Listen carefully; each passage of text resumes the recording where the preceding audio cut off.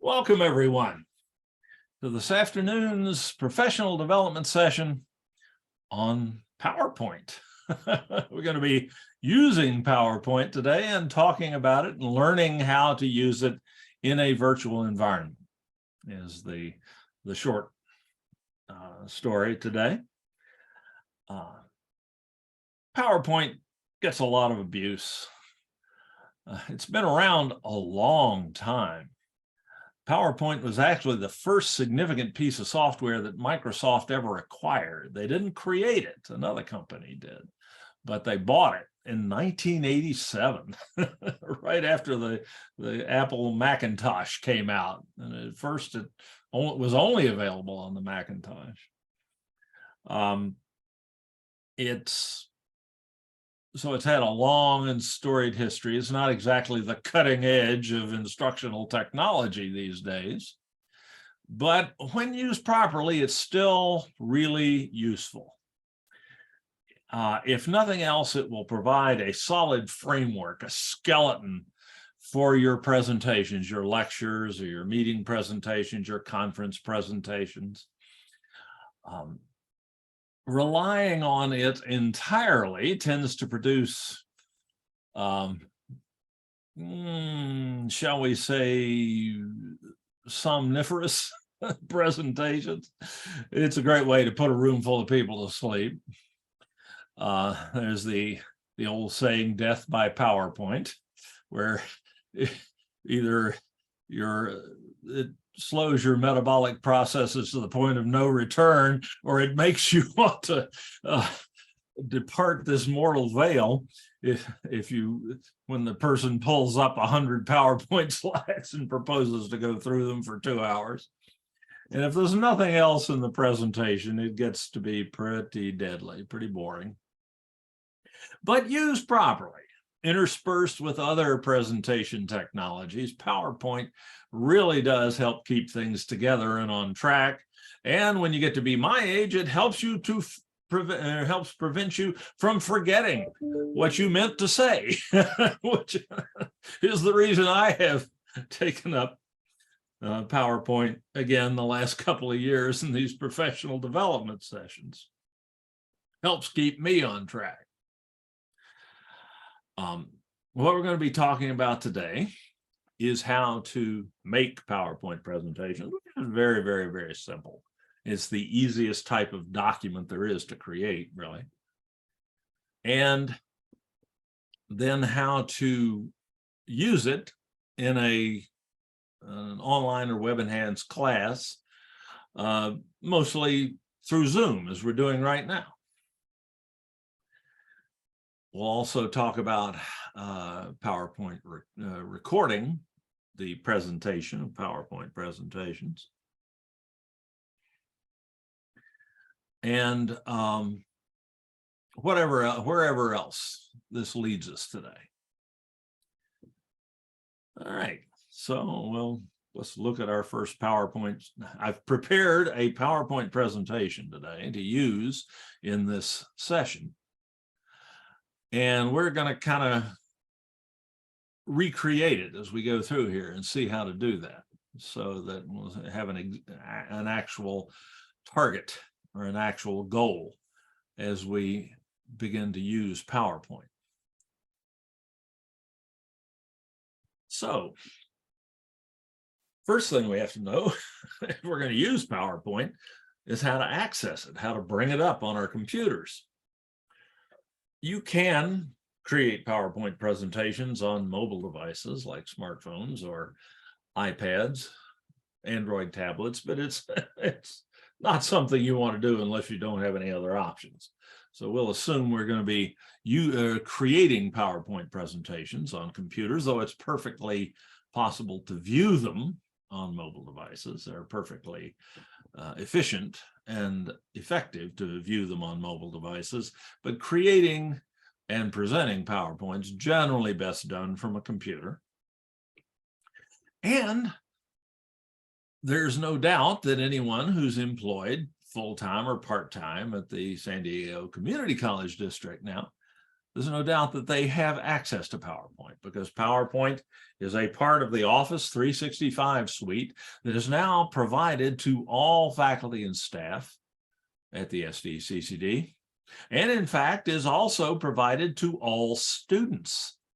So if any students watch this recording in the future, you have access to all of the things, all of the capabilities and the resources that we're going to be talking about today. And you can use PowerPoint to create presentations that you're assigned in your own classes.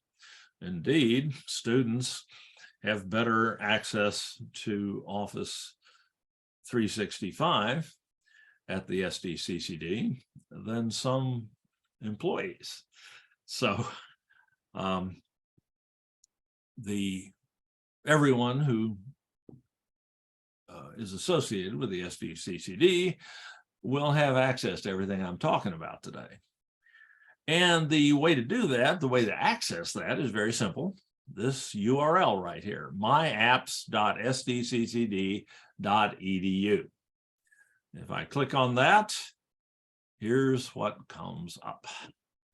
This page on the SDCCD website or web environment, the My Apps page. There's some basic information, a picture. There's information about student email, which students now have at the SDCCD, an EDU email address. I never thought I'd live to see that. And some help for students, but everyone, employees and students alike, can access the Office 365 resources, Microsoft Office resources provided by the district by clicking on this button labeled Go to My Apps. If I do that, up comes a list of all the apps that we have access to through the district. It comes up, that is, if you're logged into your Microsoft account on the computer that you're operating from. Whoops, that may make it a little easier to hear me. Sorry about that. I pushed my microphone back. So all of us have access to all of these apps. And of course, PowerPoint's one of those. So to access PowerPoint, all we got to do is click on the PowerPoint logo there, and up comes our PowerPoint. There are, in fact, 2 levels of access to PowerPoint available at the district. One is the web app, the so-called software as a service, or SAS version of PowerPoint, which is quite functional and indeed is what I use to create the presentation we're using right now. There is also another level of access that allows you to actually install a somewhat more advanced version of PowerPoint directly on your local computer. And that does give you some capabilities you don't have with the web app, but the web app is marvelously functional. And that's what we're going to be looking at today, given that that's the common denominator that everybody has, the common level that everybody has access to. I'm going to be using that. So this is how we access PowerPoint at the district. And this brings us up to a page where we can start a presentation or access one that we've already created and have been working on. You'll see a list of those as well. Here's the one I'm working on for Friday. We won't do that now. But if, as is likely, I am starting a new presentation, I just click here where it says New Blank Presentation, and we're off to the races. Here's your PowerPoint, your standard PowerPoint window. So not much to accessing PowerPoint. I could start in a number of different places on this, but I'm going to start with the idea of a PowerPoint theme. looking at that that initial page that we, or the initial interface that we got to with PowerPoint, you can create PowerPoint slides that are just white slides with black text on them, and then add other elements like images and video and things like that. But that's not real pretty. It's not real sexy. So usually the first thing we'll do in creating a new PowerPoint presentation is to select a theme, which will give us some nice background graphics and some color, and add a little visual interest to these PowerPoint presentations, which can, if we're not careful, can be a little, shall we say uninspiring to look at. Like, nice introductory picture, and then some color and visual interest on each slide.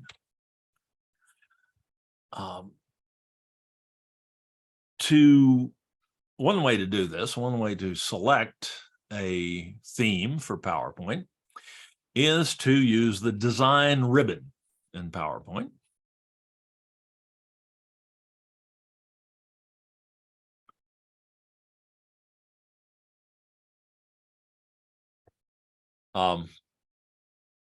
The menus here, at the menu buttons at the top of the interface that we'll talk more about in a minute, provide you with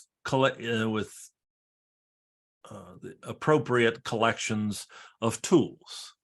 Each one of those is called a ribbon because it's laid out like a long and narrow horizontal thing.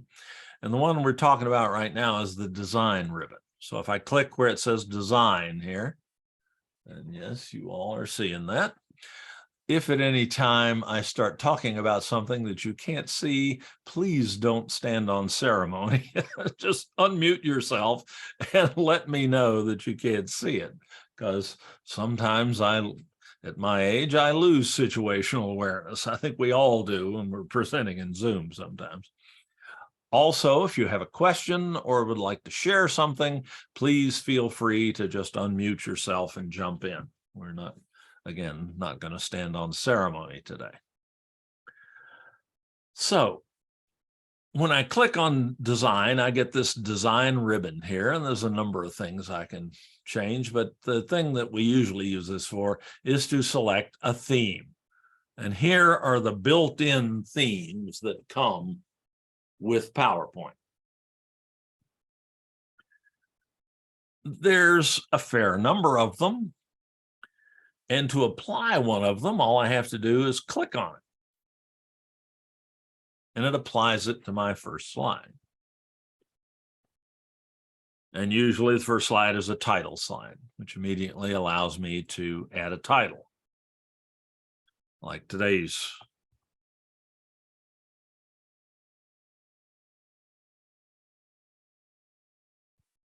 By the way, with most spell checkers, if you don't capitalize the internal P in PowerPoint, it won't recognize it. That's the official and recognized spelling for PowerPoint. As I add new slides and so on, they will also have that thematic, slightly different but related thematic appearance. And you can, so you'll start off with a little bit more visual interest. So there's quite a few of these built-in themes to work from, but they do, you do tend to see those over and over again. Since everybody in the world that's using PowerPoint has access to those same themes at the same time. If you want to strike out a little bit and get something a little bit more, or shall we say less hackneyed, less utilized out there. Everybody won't say, "Oh, yeah, that's one of those built-in themes." I've seen that before. You can find themes other places. There's a site called templates.office.com that will provide you with free templates for all sorts of documents in Word and Excel and PowerPoint. You can search this site for PowerPoint templates just by typing PowerPoint. Most of these are free. If it's a premium template, it'll warn you and it won't charge you for it unless you give them a credit card number, but most of them are free. If I just click PowerPoint, then I've got a bunch of, it just selects some PowerPoint themes for you at random. Some are more functional than others for general purpose presentations, but you can pick what you want. If you want something a little bit more specific to a certain instructional subject, like say technology. So this is an instructional technology presentation. I can just type, I can search for PowerPoint and then a keyword, like another keyword like technology. And it will provide me with some options. And here's that one that I picked. So I'm going to go ahead and click on that one to see how I can use it.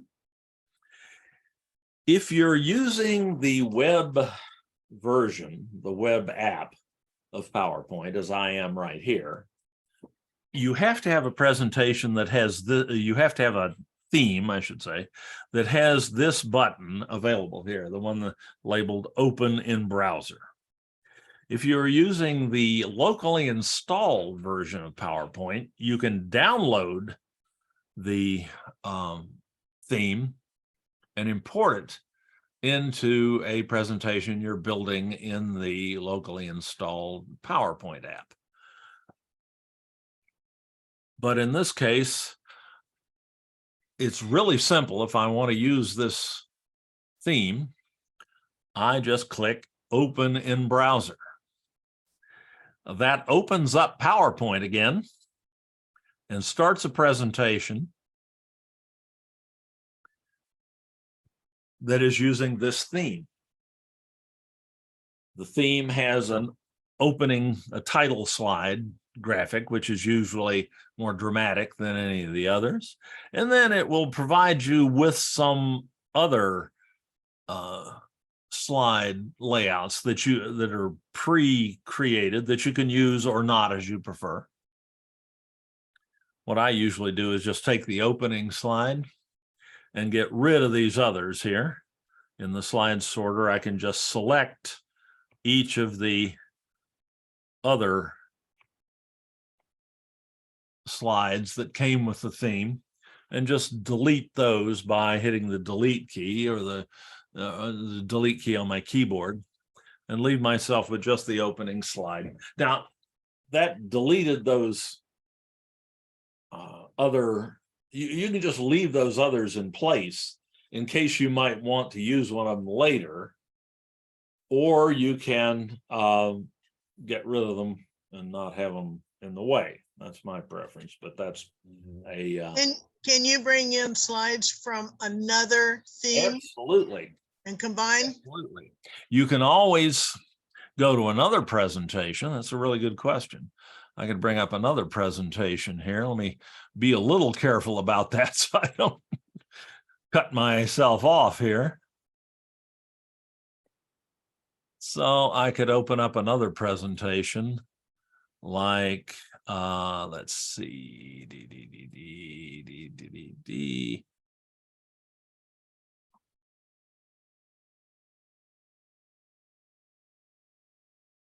Here's what I'm looking at right now. If I wanted to bring that slide into my presentation, I can just right click on it, or do a Control C on the keyboard to copy it to my clipboard.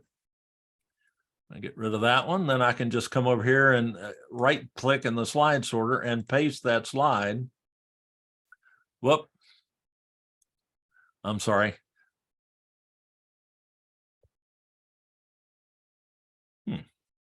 Did you click on new slide? I did not. No, I didn't mean to. Let me see. What did I do there?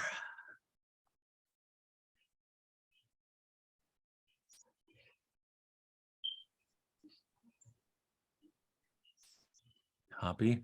Oh, you're absolutely right. I needed to do new slide, and then I needed to right click and paste.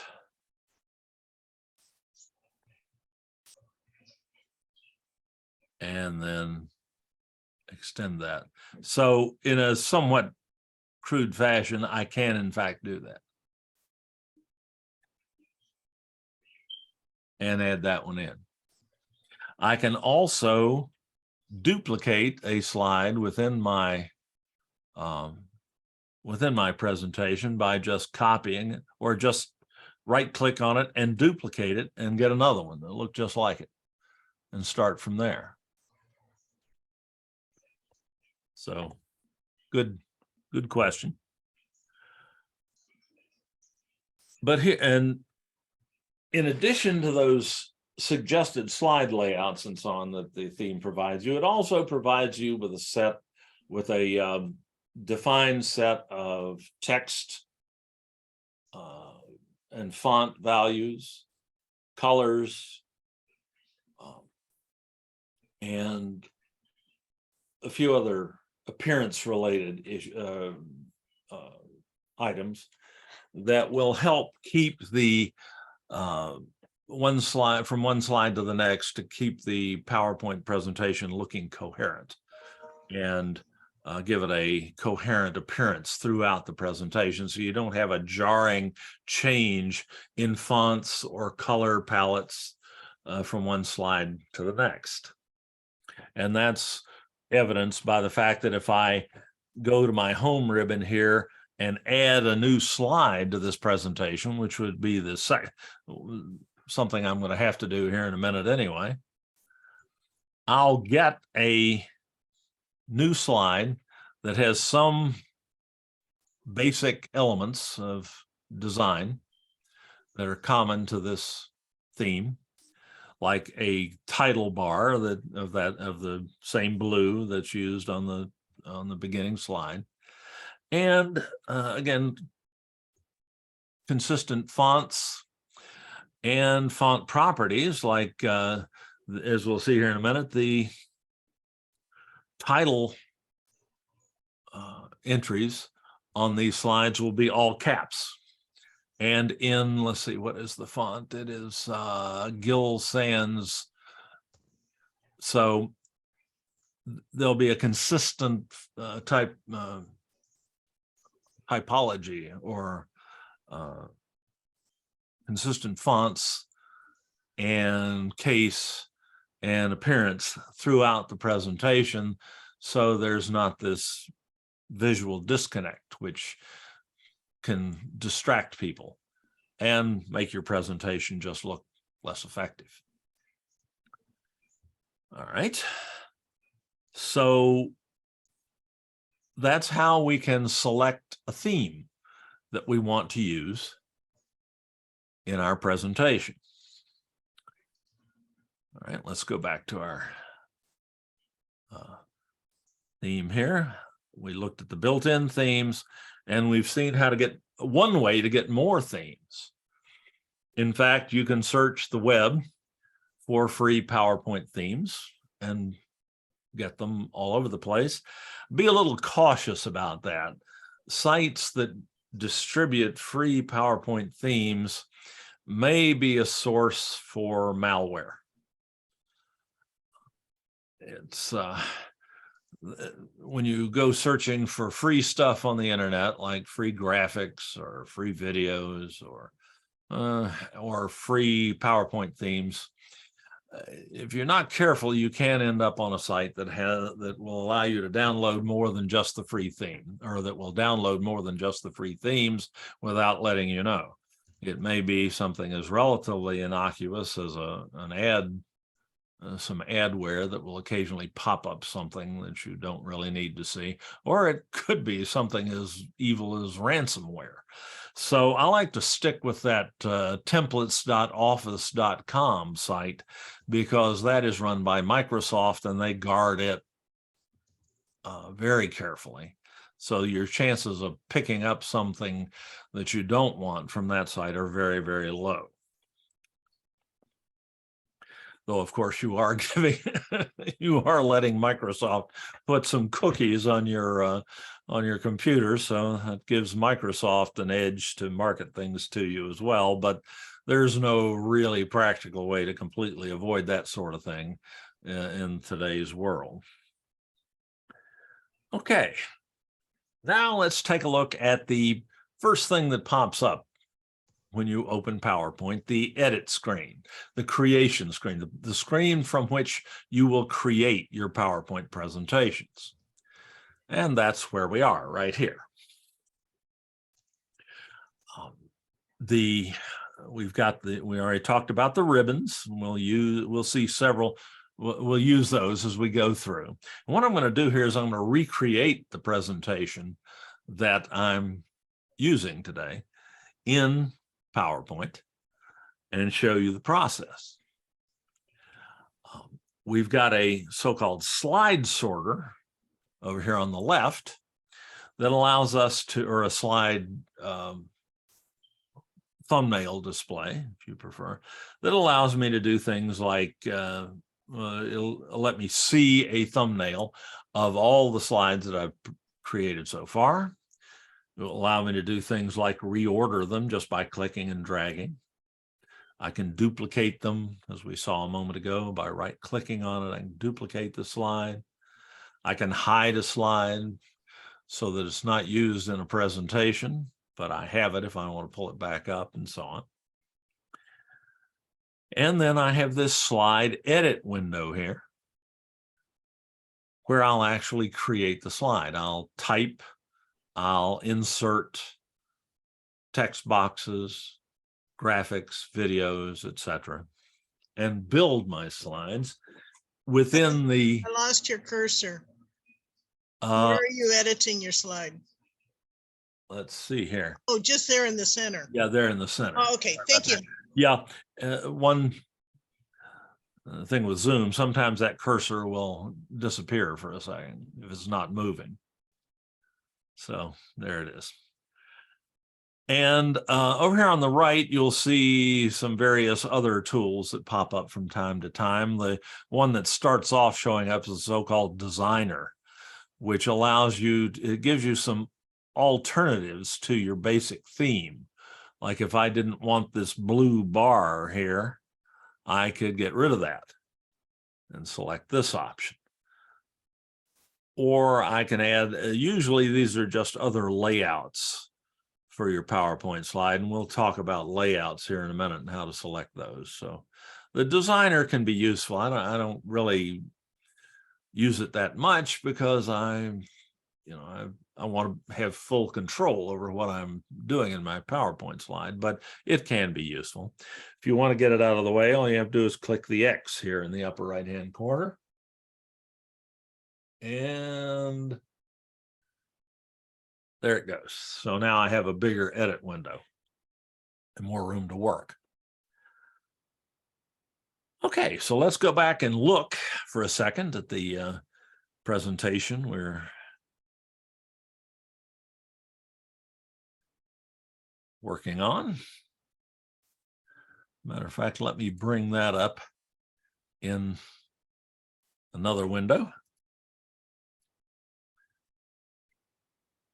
So the first screen just had a title of accessing PowerPoint, had a couple of graphics in it, and a couple of bullets. And these are all common elements of most PowerPoint slides, or particularly for the relatively unimaginative like me. We've already talked here about the slide navigator, the ribbons, the edit window, and so on.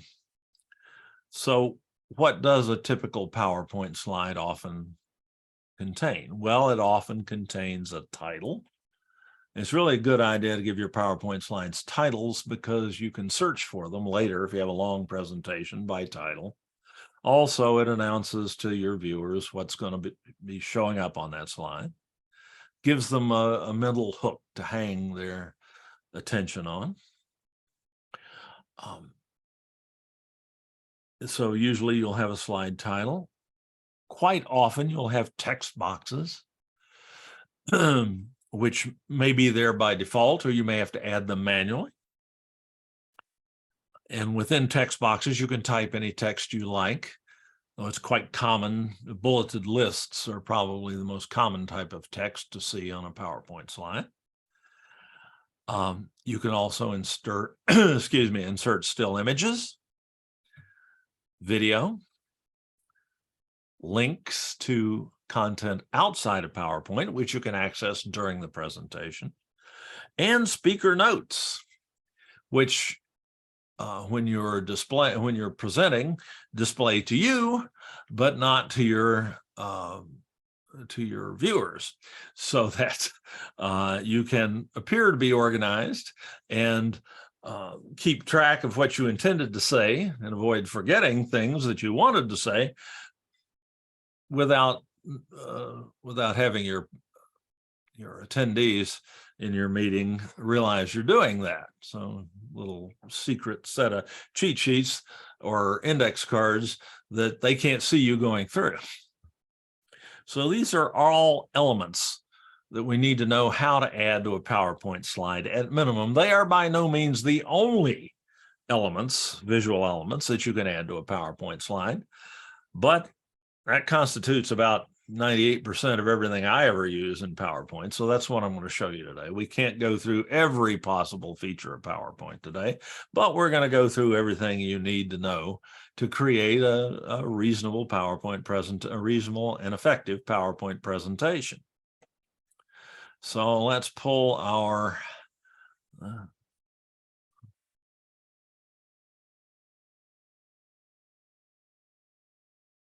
here's our active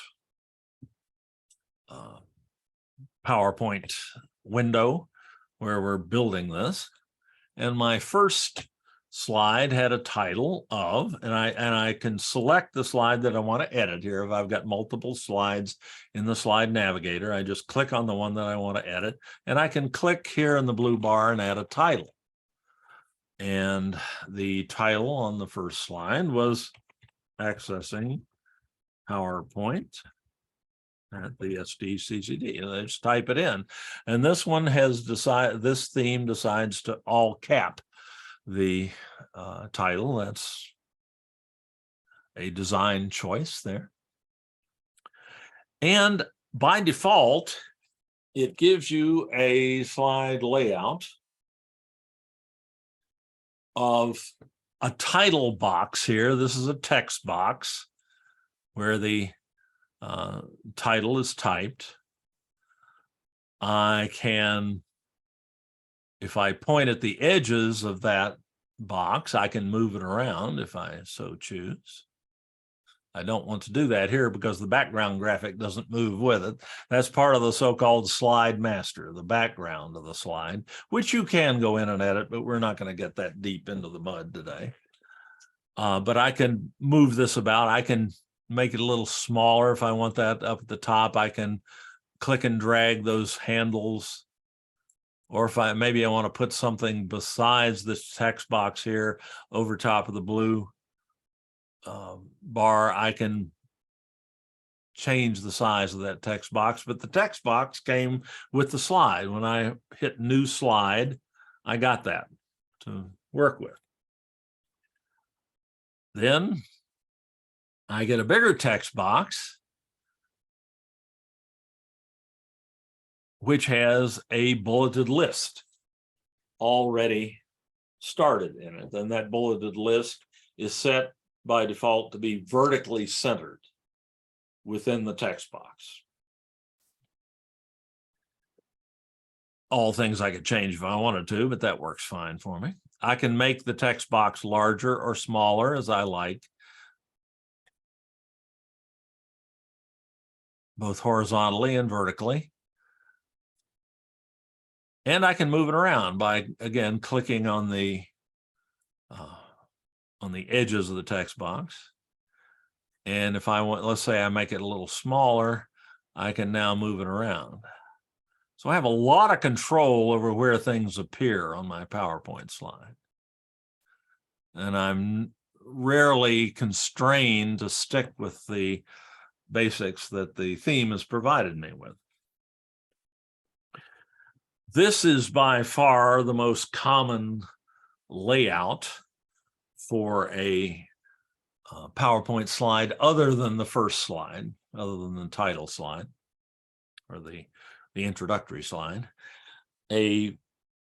which is providing us with a title text box and a content text box that may or may not have a bulleted list already started in it. If there's not a bulleted list in there, we can always add it by clicking on the bulleted list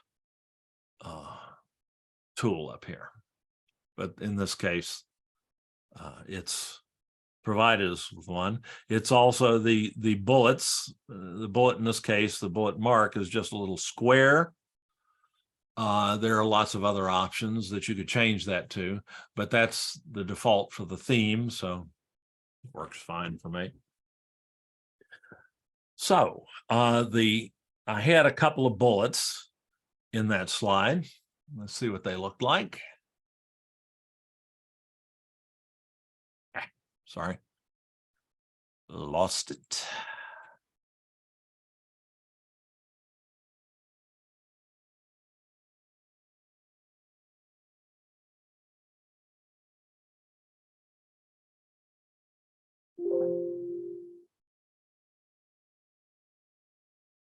Forgive me. Come on. There we go. Make that a little bigger so I can grab it a little easier. And the second slide had just two bullets, one with the URL for the My Apps page at SDCCD, and then an instruction to select PowerPoint, and then two graphics. So how'd I get those, where'd they come from?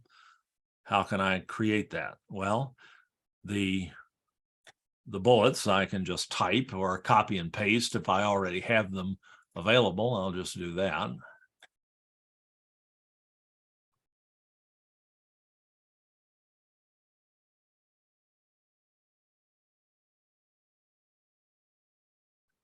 And by default, this bullet has go to home here, has a font size of 18.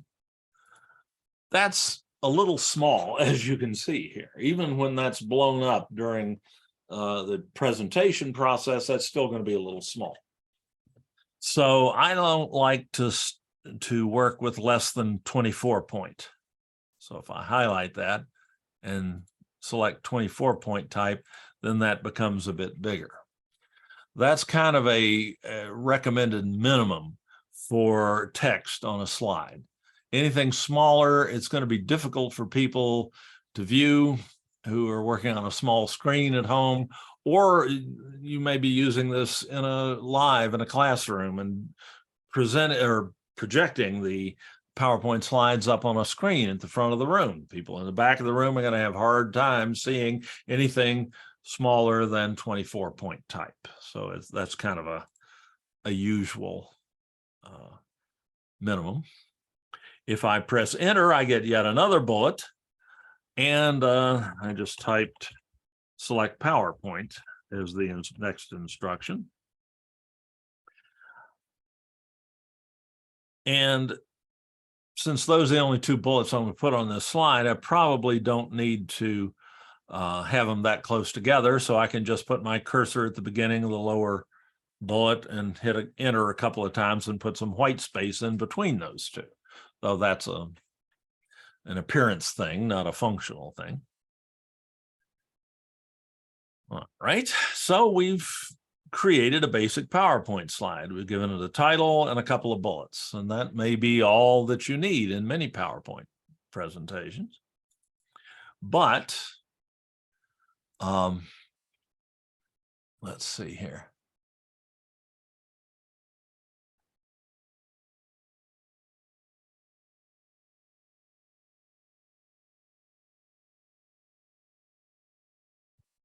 On the other hand, you may have quite a bit more.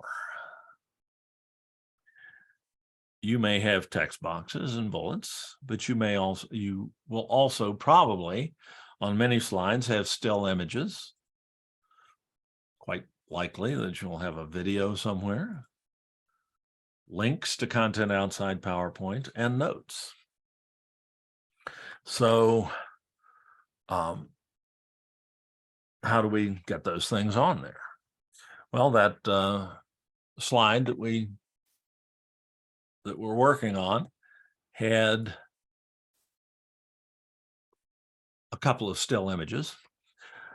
Not necessary exactly, but they do provide visual interest, and they do just make the presentation a little bit more interesting, a little bit more engaging, and a little bit less boring.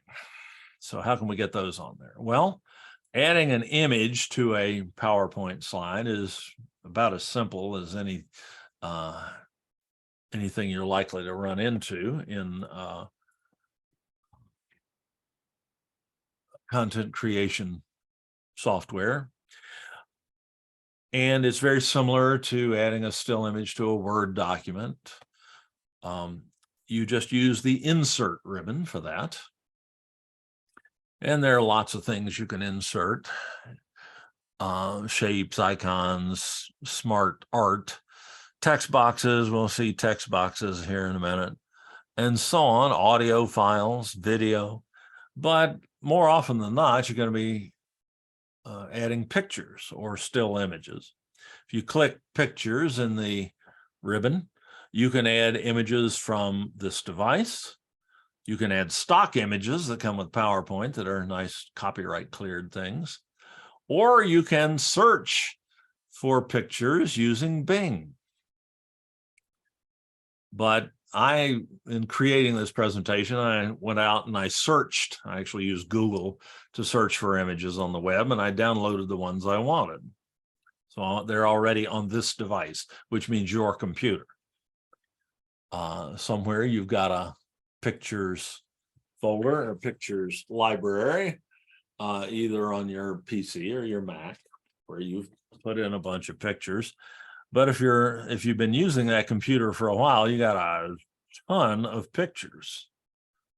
So how do I find the one I want? Well, I can go through and look and look and look for it.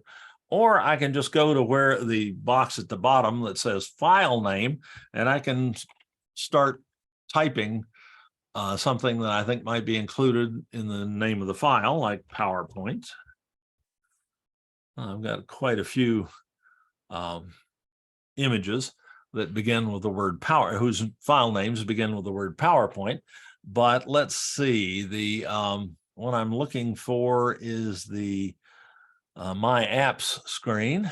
Why are you using file name instead of up in the upper right-hand corner, search? I can search for pictures here as well, but that tends to take time, and I'm liable to get a lot of things that I don't want. So if I have recently downloaded, that's a very good question. If I've recently downloaded the picture or created it in some way, I probably remember something about the name of the file. And this is I get a much smaller list here. I would have thought file name, you had to know the exact file name. Well, you do. You at least have to know the word that it starts with. But when I'm working on a presentation, I tend to pick an initial word. Oh, okay. All my file names, so I don't have to search. Okay, so you know how I know that that picture that I use, that I want for this slide, the file name starts with the word PowerPoint.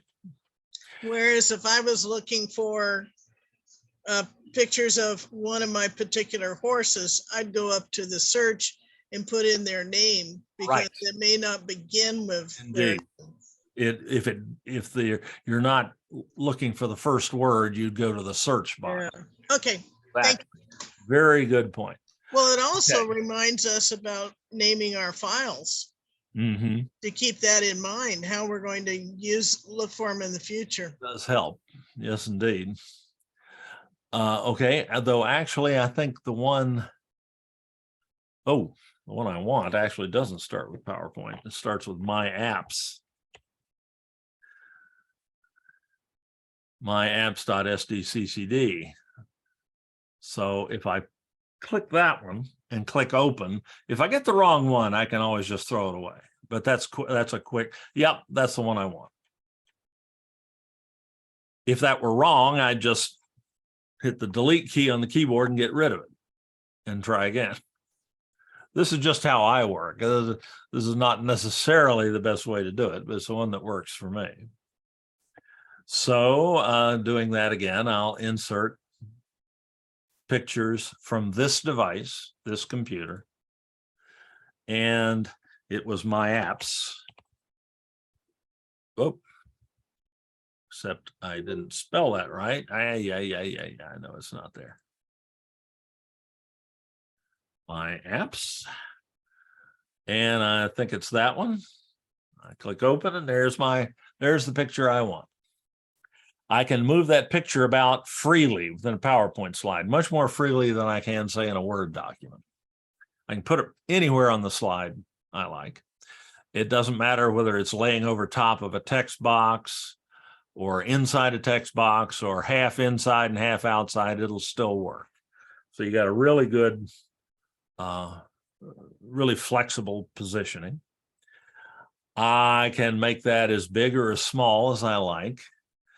Generally, when you're increasing or decreasing the size of a graphic on a PowerPoint slide, a still image on a PowerPoint slide, you want to use the corner handles, the little circles at the corner that you get when you click on the image. You get these handles, and you mouse over them. The mouse cursor changes, and you can make it bigger or smaller.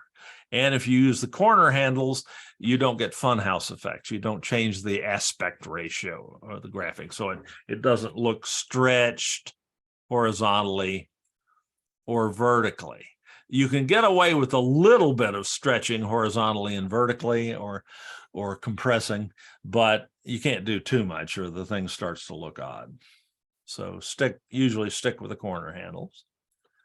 And you position it where you want it. Position that next to the link here, because that's what you see when you click on that link. So it makes logical sense and visual. It helps with the understanding of what I'm trying to impart with the slide. Then I can go and I can insert another picture from this device. And that one was the My Apps list.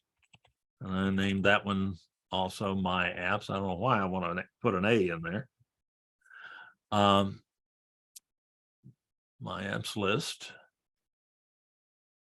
Open, that's the one I wanted. I can move that one down below the other one. And PowerPoint will help me line these up.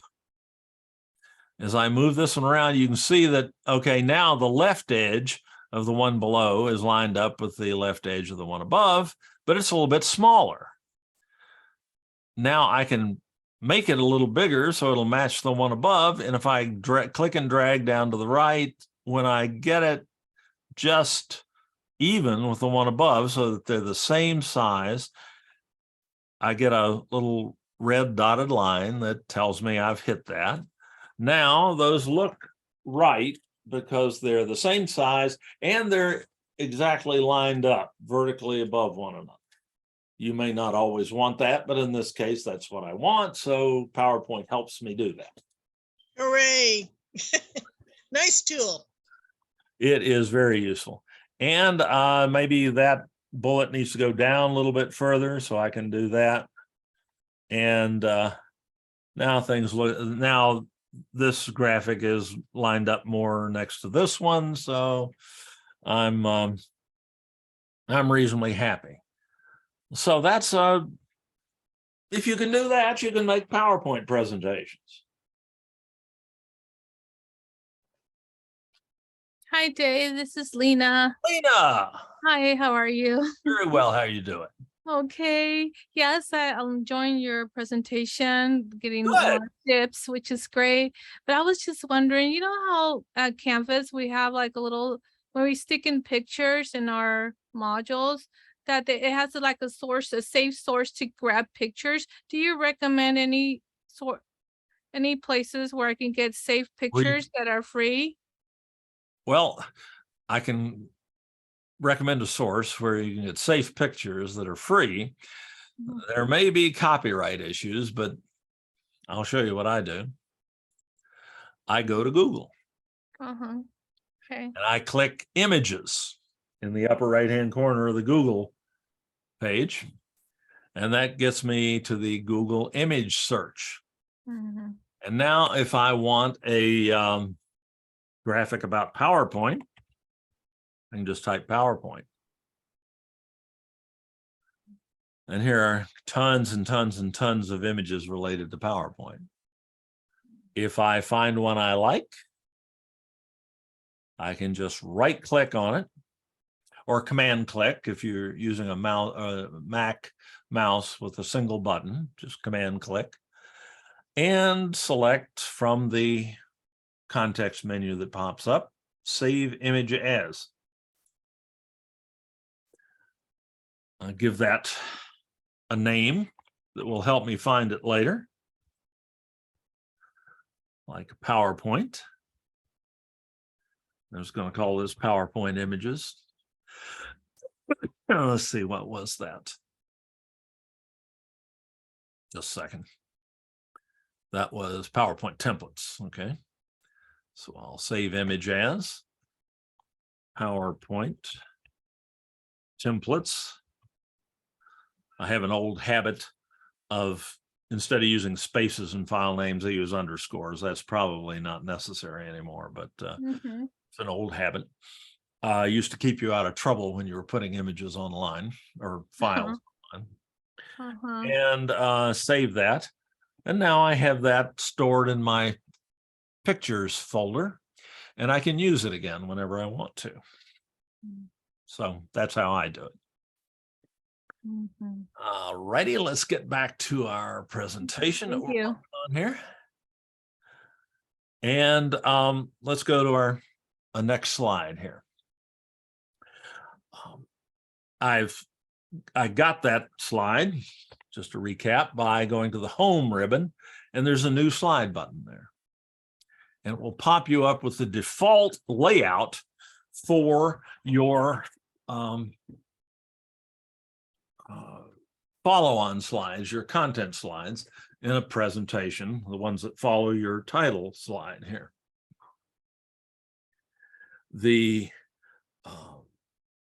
I can change that layout by going to my layout, but if I wish, by going to my layout button here in the home ribbon, just to the right of new slides.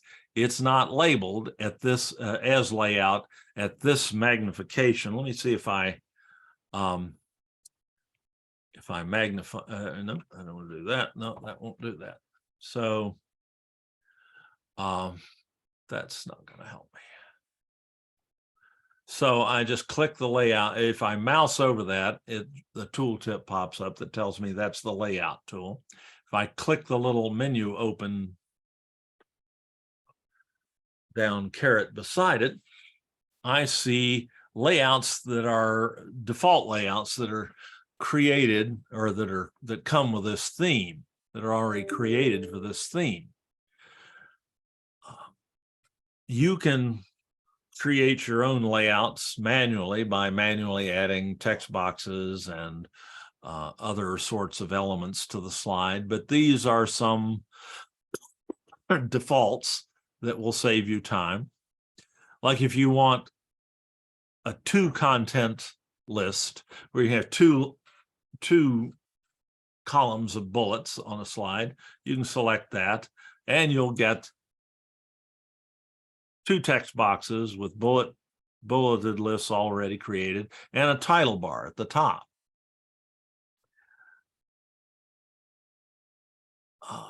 You can do content with captions down below in this theme. You can do a picture with a caption. But for me, I find that the 2 that are most useful are the initial title slide layout and the title and content layout. And if then I need to add something else to that layout, I can do it manually. And it's less hassle. That's just a personal preference. So to get my next slide, all I have to do is go to the home ribbon and click new slide, and I'm ready to keep creating. Most of mine are going to be this same basic layout, a bulleted list with 1 or more graphics or other elements added in. So I'm just going to make this a sample slide.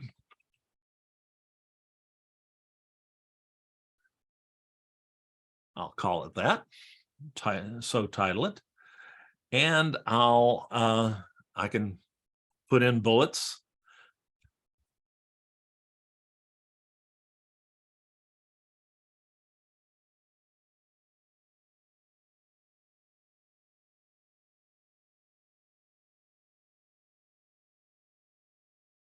And just keep hitting enter at the end of each bullet, and it just makes a new bullet below it. So you can very quickly create your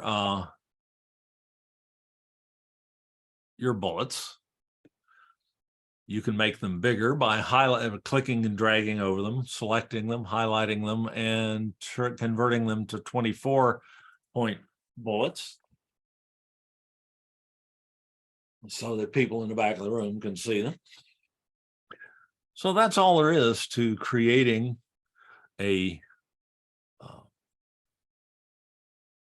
series of text bullets. You don't have to create bullets. You can just type within a text box if you wish, but it's kind of traditional to use those bullets. I can also change the size of this text box if I don't need it to go all the way across the screen. Let's say I wanted a second text box over here like we saw in that layout, that default layout that we had a minute ago. I can always just insert a text box anywhere on a slide that I want it by going to the Insert ribbon, easy enough to remember, and selecting Text Box from that ribbon.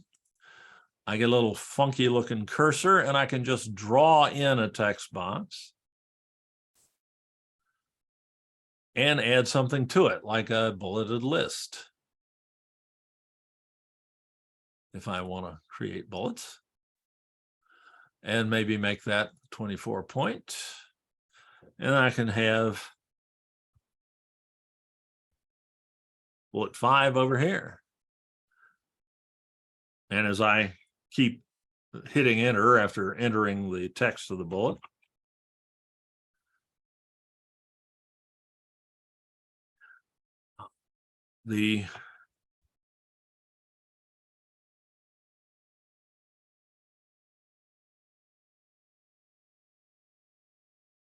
put in an extra space there, I can just keep that going. Now that says to add 4 slides automatically, and it has an add button. Which thing on the ribbon did you use? I didn't. If I add the next 4 slides automatically, it's just going to duplicate this one 4 times. It's trying to save you a little time.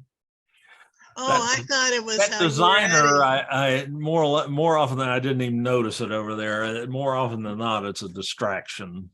I thought it was like bullet 1, then the next slide had bullet 1 and 2, and then the next one had bullet 1, 2, and 3. No, I did just duplicate them, which I can do by just right-clicking on the thing and duplicating it as well. So as is common with a lot of these. Okay, glad I asked. It's more than one way to do something. Sorry, I should have just closed. That designer usually is just more distracting to me than anything else. So I can add this text box. I can change the bullets if I like. It was using square bullets, so I can put those in.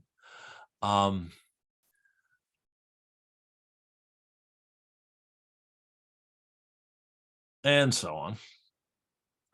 So I can always create new text boxes anywhere on the slide that I want. I can't type directly on the underlying slide. I have to put a text box in order to be able to type inside it, is the one thing you want to know. And usually that's handled for you automatically. You don't have to worry about it. But if you decide to put a text box, an extra text box in that was not included in your default layout, you just, again, go to Insert, Text Box, draw it in where you want it. You can always vary the size and shape or the size and height and width at need. And then you can just type into it.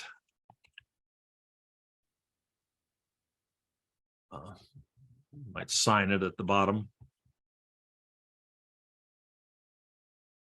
Or whatever.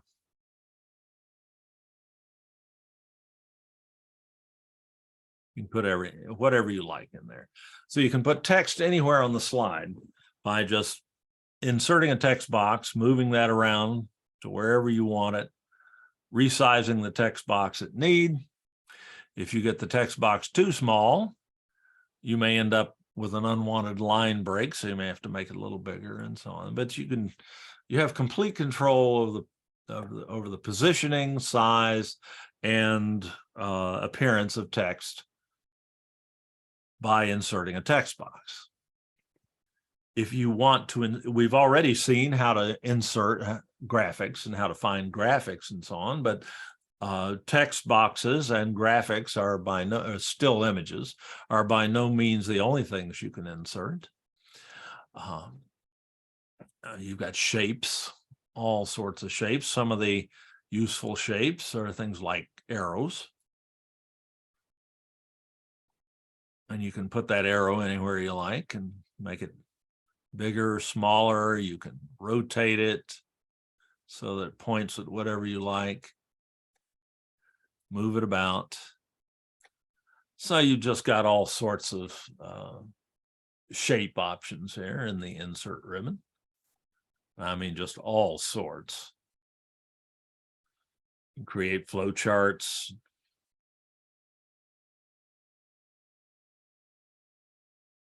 And all sorts of. Going back on these shapes. I'm sorry? On these shapes, let's say you pick the star, but you don't want it in dark blue. Can you change the color? Or on the arrow you just posted, or is that chained into the slide? I'm pretty sure you can change that. I've got that selected. Let's see, shape, and go to my shape menu, and I can change the color. I just changed the outline color there. Let's see. I just saw the little paint bucket. Yeah, I got the wrong one, I think. Let's go to the shape ribbon here that pops up when I select the shape. And let's try the paint bucket. There you go. There it is. Thank you. So you've got all sorts of control over this. This, again, we're working from the insert ribbon here. Icons.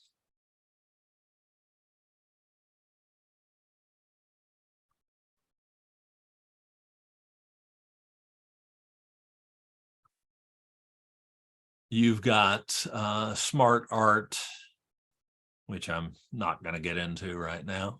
Text boxes we already talked about. Slide footers. Audio files, which are of limited use in most cases, but one that is definitely very handy is online video. I can insert or embed an online video into this slide, and I can play it during a slide presentation. I do that just by clicking here where it says online video. In the locally installed version of PowerPoint, the somewhat more advanced version of PowerPoint that some of you will have access to, you'll also have the option to insert a video from a local file that's on your hard drive if you want to. But in the web app, the only option you have is an online video. And that's what you're going to use most of the time, probably, with the proviso that, of course, when you're presenting this presentation, when you're using it in front of a group of people, either on Zoom or in a classroom, you've got to have Wi-Fi access in order to access the online video and play it. But if you're doing this in a Zoom meeting, as I'm doing here, well, obviously I'm online if I'm holding a Zoom meeting, so I don't have to worry about that issue. And there are 4 places from whence you can pull online video, and only these 4 if you want to embed the video in a PowerPoint slide. YouTube being the most common. Slideshare is a presentation, public presentation site where you can pull other people's slide decks that they've shared publicly. Vimeo is like YouTube, or Stream, Microsoft Stream, which is Microsoft's online video library. But by far the most common choice is going to be a YouTube video. And all you have to do is find the share address for the online video or the YouTube video that you want to use. So we'll just go to YouTube for that. And we'll find a video. We'll see if we find something interesting looking here.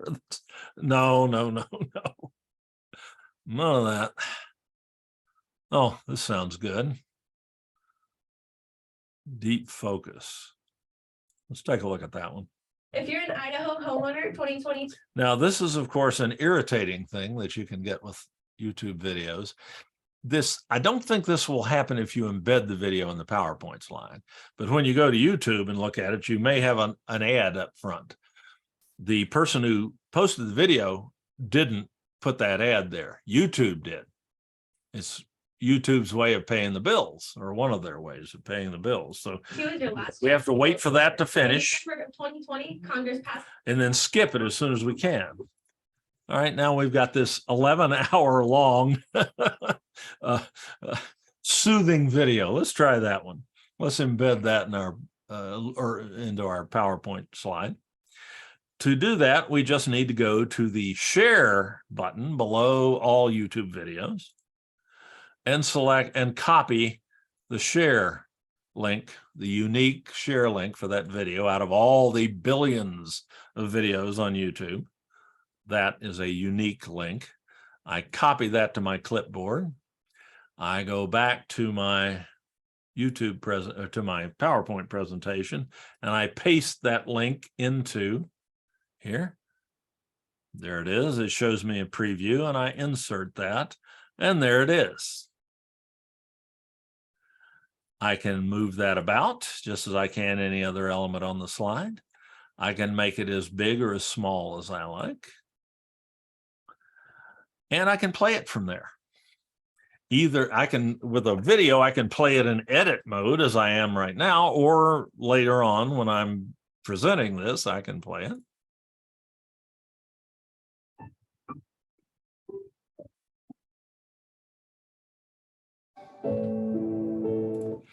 So, and that's, of course, will work for any video that any video that's on YouTube that you want to use.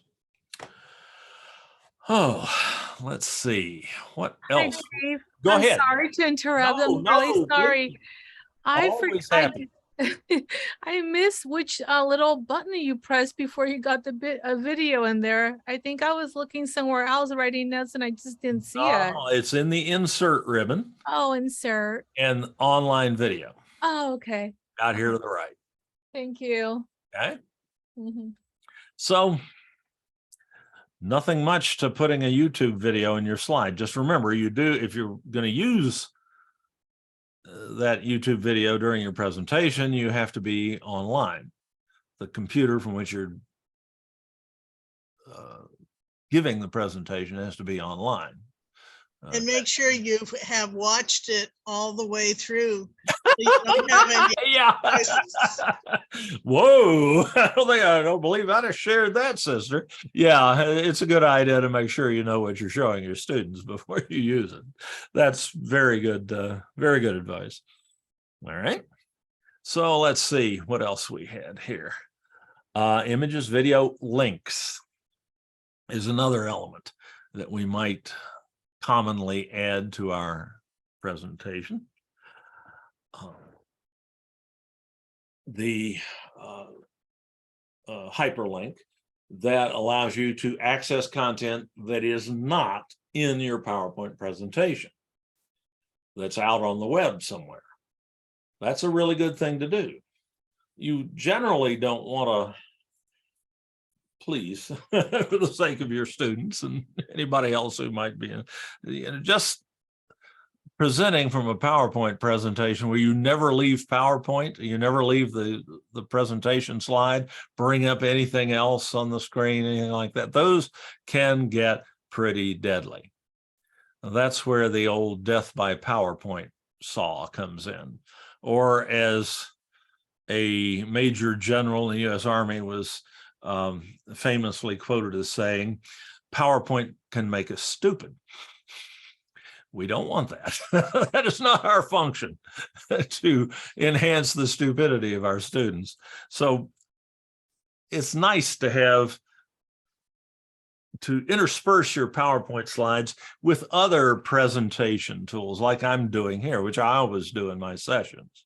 I just use the PowerPoint slides as an anchor, as a skeleton for the presentation to keep me on track and to hang all the other things that I want to show off of, so that I do things in the right order, in a logically coherent order, that at least the closest I can come to it, that I planned before I started presenting. So the slides are wonderful in that respect. But just relying on the slides alone, even with bullets and images in them and so on, can be deadly dull. The video helps, certainly, but you can also link out to other things entirely. Like if I wanted to provide a link to the YouTube website here within the slide, I can go to my insert ribbon. And one of the things I have that's not showing here is insert link. But to do that, I do have to have some text or a graphic that I can use as an anchor for the link. So to do that, I can just create a text box down here. And I can type something like link to YouTube. I could type Fred if I wanted to, but that at least reminds me of what this link's going to be. Now I can highlight that link or highlight that text within the text box. And now I will have in the insert ribbon, I will have an option, if I use my more choices here, to insert a hyperlink. If I click that, the display text, the anchor for the link, shows here. And then I just have to paste that. I don't want that same YouTube video. Let's just put this, I'll just type in the YouTube URL since it's easy to remember. Or I could paste it in if I had it on my clipboard. Insert that. Now that is a hyperlink. I think I got that link in there. Let me make sure of that. If I go to link, yes, that's in there. So now when I go to click on that link, it shows me that there is in fact a link under that. If I'm in presentation mode, I can just click on it. If I'm in edit mode, if I want to verify that the link works, I have the option to, on the PC keyboard anyway, and it'll give you another option if you're on a Mac. It tells me to control click to follow the link. So I hold down the control key on the keyboard. That gives me a selection cursor, and I click on it, and it takes me to YouTube. And then I can go right back in another tab, right back to my presentation and move on. So that's all there is to putting a link in there. You can also use an image as a hyperlink. I think you can do that in the web version, like our little alien here. No, I can't. Shoot. That sucks. Didn't realize that. That's something I could do in the full version of PowerPoint, the locally installed version, but not here for some reason. That is interesting. Oh, maybe that's because that's an icon. Let's go back here and try that on this previous. Let's try it with this image. I'm learning something here. No, it won't let me do it there either. It won't let me use an image as an anchor for a hyperlink. Well, that sucks. Oh, well, not the end of the world. So hyperlinks in the web app are going to have to be text anchored, where you type some text, you highlight it, and then you add the link to that. Bummer. Learn something new every day. All right, let's see where we are in our overall presentation. I'll pull up my presentation here. So we've covered most of the basic elements that you might want to add to a PowerPoint slide. Not every one of them, and there's certainly other options, but that'll get you through. That'll allow you to make a PowerPoint presentation on just about any subject you want to.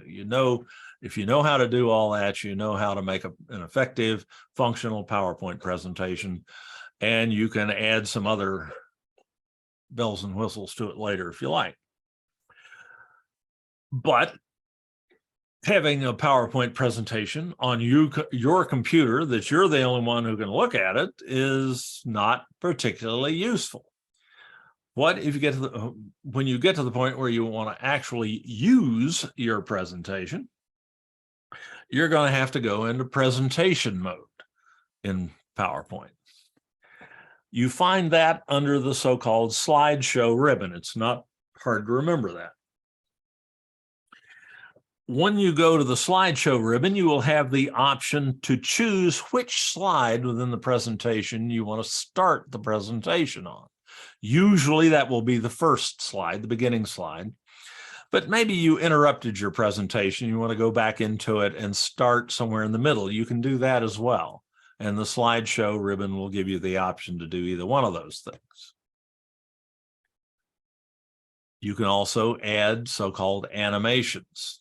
Usually that involves items appearing on the slide, just as is happening here. This is an animated slide. I've animated my bullets so that they appear one at a time. That's a classic strategy in presenting PowerPoint because it keeps people from looking ahead and thinking about the next thing you're going to say instead of concentrating on what you're saying right now. It's a natural thing that everyone will do. They look through the slide to see what's coming. If you want to avoid that, you just have your bullets and or your images or your video embeds come in when you're ready for them, but keep them hidden until you're ready to talk about them. You can also add slide transitions rather than having slides just pop or have your presentation just pop cut from one slide to the next. You can add a variety of different transitions, usually not really a big deal or necessary. So let's talk about that much of it so far, and then we'll talk about actually doing this in Zoom. So let's go back to our little presentation we've been creating here. To access slideshow mode, of course, you just get to the slideshow ribbon and you start the presentation either from the beginning or from the current slide by using these two buttons in the slideshow ribbon. Usually it's going to be from the beginning. Click that, and there's the first slide.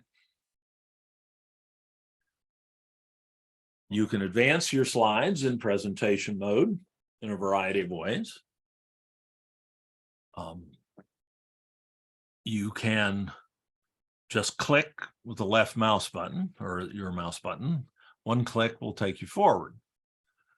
Taking you backward with just the mouse is a little bit more cumbersome, however. If you want to go backwards, which is not uncommon in a presentation, you can right click or command click with the Mac. And you can't even do that here. Yeah. And then you get a pair of little arrows in this little gray bar that pops up down here, which you're not seeing. Why are you not seeing that? That's because that's designed not to show to you. Shoot. Well, that sucks. How can I show you that?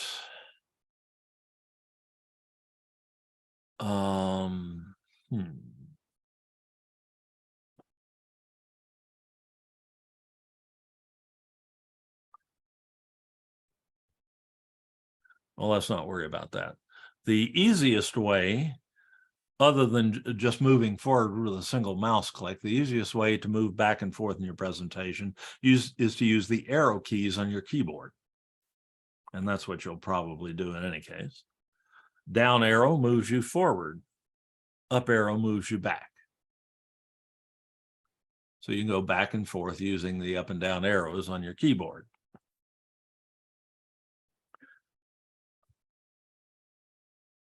That is still not showing. Right there where my mouse cursor is, you see it moving back and forth, is to me showing a, when I right click or command click, I see a little bar, control bar at the bottom. Let me try this with another presentation here to see if I can show that to you. I'll pull out of this one. I can stop, I can get out of slide presentation mode at any time in PowerPoint by pressing the escape key on my keyboard in the upper left-hand corner of the keyboard and bring me back into edit mode. And let me try this with my primary presentation here.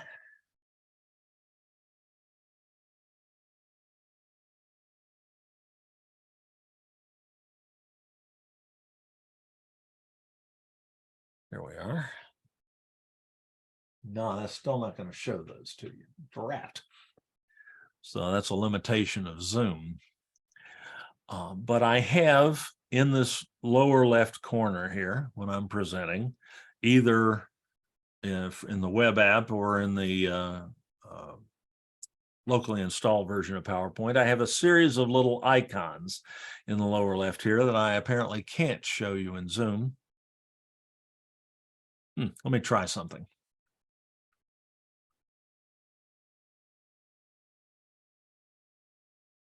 I'm going to share that screen in Zoom and see if those in fact show up. No, they don't. Rat. Okay, I'm just going to have to describe them in and wave my hands around a little bit. There are a number of presentation tools that you have that you as the host see that your attendee, your students or your colleagues don't. You have a pair of little left and right arrows that allow you to move back and forth in the presentation. You also have an annotation tool. It looks like a little pencil. It's right there in the lower left. If you click on that, you can select a pen or a laser pointer or a highlighter. And if you select the pen, you can circle things on the slide and everybody sees that. And you can point at things, you can draw freehand and so on. You can erase something if you don't want it anymore. Just a generalized markup tool, or you can just point at things, a little laser pointer, so that when you're talking about a particular bullet, you can call attention to it. You can magnify a portion of the slide.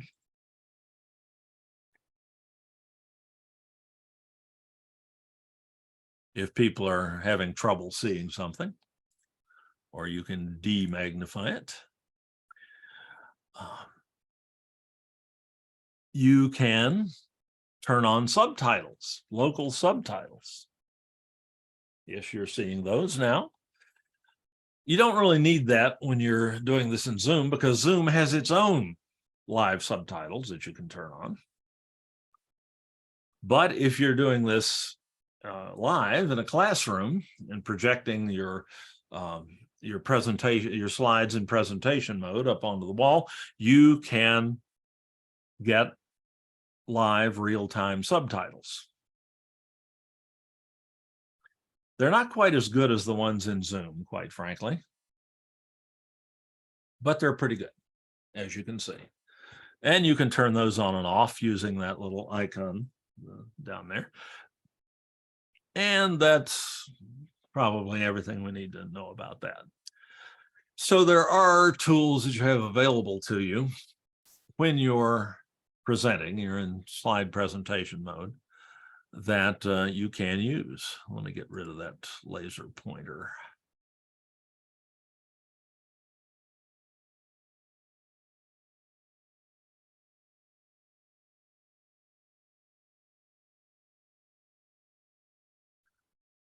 Okay, and if I press escape, I leave that behind entirely.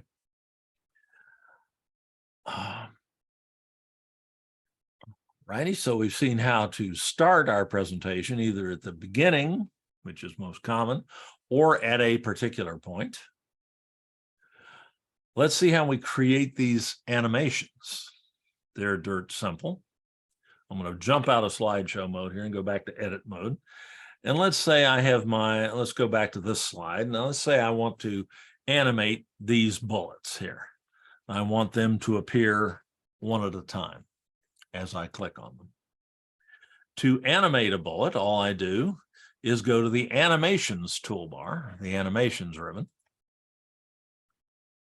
and I have a bunch of animations that I can select from here to tell PowerPoint what I want to animate. I just highlight it.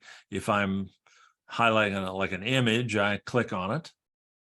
Or if I'm highlighting a text bullet, I highlight it by clicking and dragging over it. And now I have all of these different possible animations. You can go overboard with this. They can be distracting rather than useful if you're not careful. People are sitting there wondering, oh, I wonder what that next animation is going to be, rather than thinking about what the bullet is saying. But so I like to use just the fade, which is the most basic of them all, the least distracting, but you can use any of them. I'm just going to select fade here. So now I have bullet 1 set to fade. And then I can highlight bullet 2 and I can hit fade again. Uh-oh, what did I do there? I think I accidentally selected the whole thing, so I'm going to back out of that.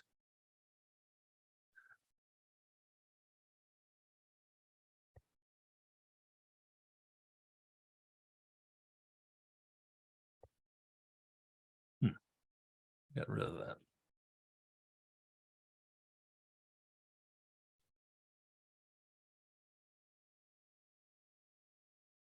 Oh, under effect, I forgot to change effect options. I have it, everything as one object, so that takes the entire text box as one thing. So I can select by paragraph. Now it assumed I wanted to animate each of these bullets in turn. I could have told it that by highlighting each one in turn and hitting fade.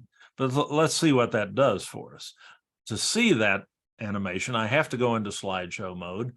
I'll go into slideshow from the current slide.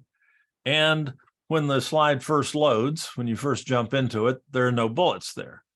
Click once, you get bullet 1. Click again, you get bullet 2. Hit the down arrow, you get bullet 3. Click bullet 4, and you advance through the slide that way. So that's all there is to adding bullets to the slide, or adding animations to elements within the slide. If I want that little icon, the little alien to pop up last, I can go back to animations and I can highlight it and then select fade. And that becomes 5, the fifth animation. It allows you to tell what order these are going to appear in. Now, if I go back to slide, go ahead.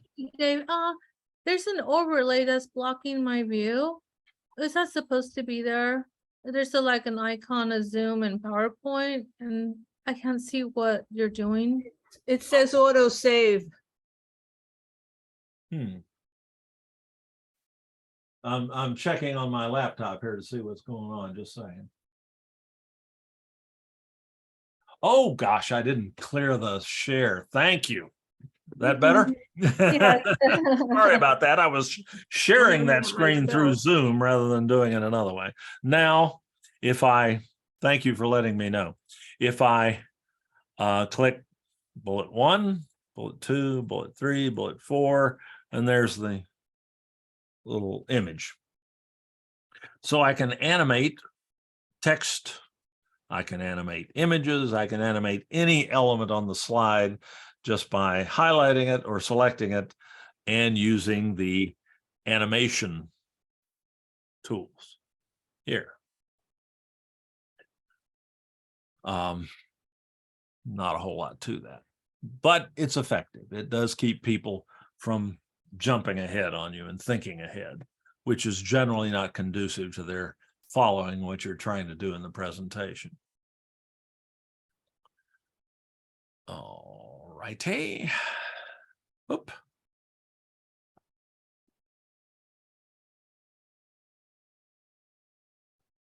And I accidentally went one too far there. So let's start the slideshow again. There we go. Slide transitions. As you go from slide to slide, you can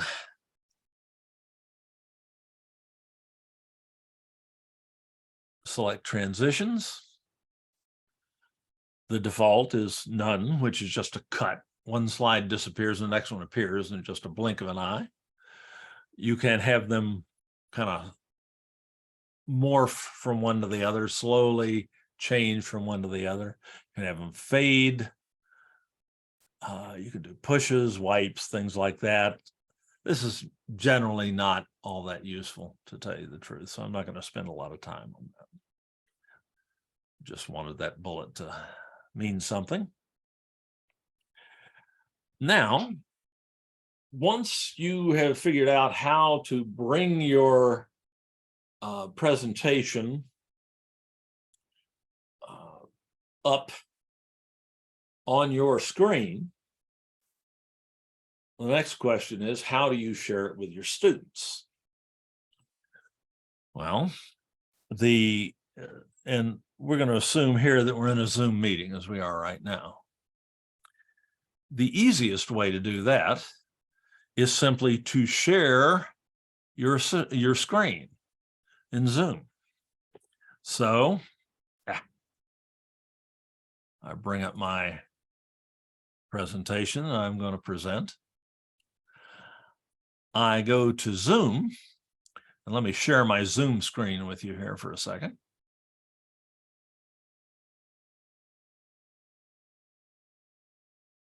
Make sure I get the right one. Yep, that's the one I want.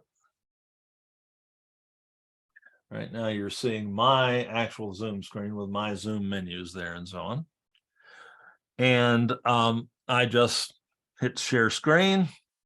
I pick the screen upon which my slides are going to appear. If I have multiple monitors, usually I'll just pick the screen, the one screen that I have on my computer, click on it and click share that. Now you're seeing I'm sharing the screen that has my PowerPoint application on it. And when I go to Slideshow and start from the beginning, now you're seeing the slides full screen in presentation mode. I can move forward through the presentation the usual way, and everybody who's in the meeting sees whatever I intended them to see during the presentation in whatever order and whatever manner. So that there's really not much to presenting using PowerPoint in Zoom.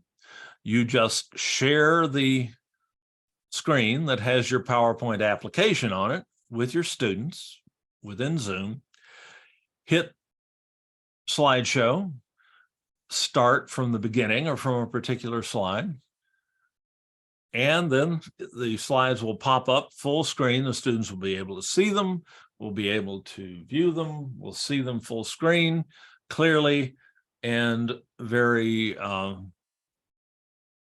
they won't have any trouble seeing the smaller elements on the screen and so on. That's the usual way of presenting from PowerPoint when you're in a Zoom meeting.